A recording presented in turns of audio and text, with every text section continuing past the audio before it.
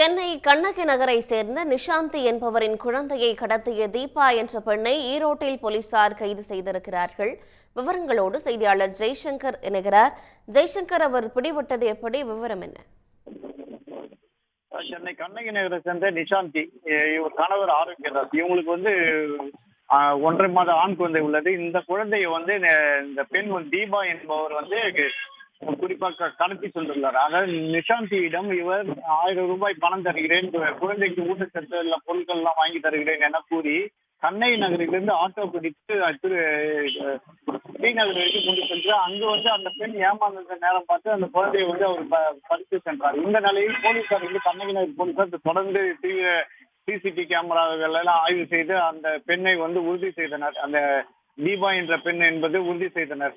இந்த நிலையில் அந்த தீபாவை மருத்துவமனையில் அனுமதித்து தனக்கு பிறந்த குழந்தை உடல்நிலை சரியில்லை என கூறியுள்ளார். அதனை அடுத்து அங்குள்ள மருத்துவர்கள் உரிய ஆவணம் கேட்டுள்ளனர். அதனால் அந்த குழந்தையை அங்கேயே விட்டுவிட்டு அந்த தீபா தப்பியுள்ளார்.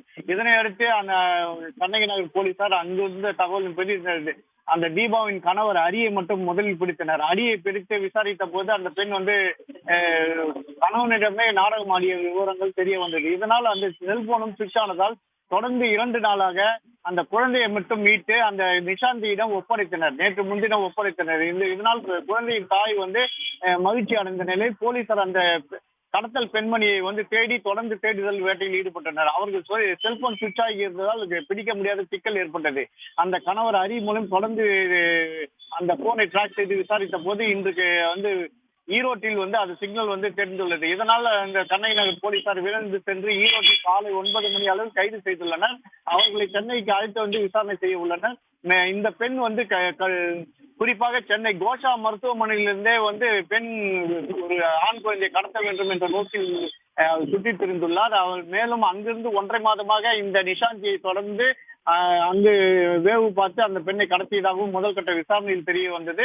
இந்த கடத்தல் பெண்மணி 2 நாட்களாக டிமிக்கி கொடுத்து வந்த நிலையில் போலீசார் சுற்றி வளைத்து ஈரோட்டில் கைது செய்து சென்னைக்கு அழைத்து வரும் நிகழ்வு இந்த கண்ணகி நகர் மற்றும் சுற்றுவட்டாரத்தில் பெரும் பரபரப்பாக பேசப்படுகிறது. மேலதிக விவரங்களுக்கு நன்றி ஜெய்சங்கர். உடனுக்குடன் செய்திகளை தெரிந்து கொள்ள சன் நியூஸ் பெல் ஐகானை கிளிக் பண்ணுங்க.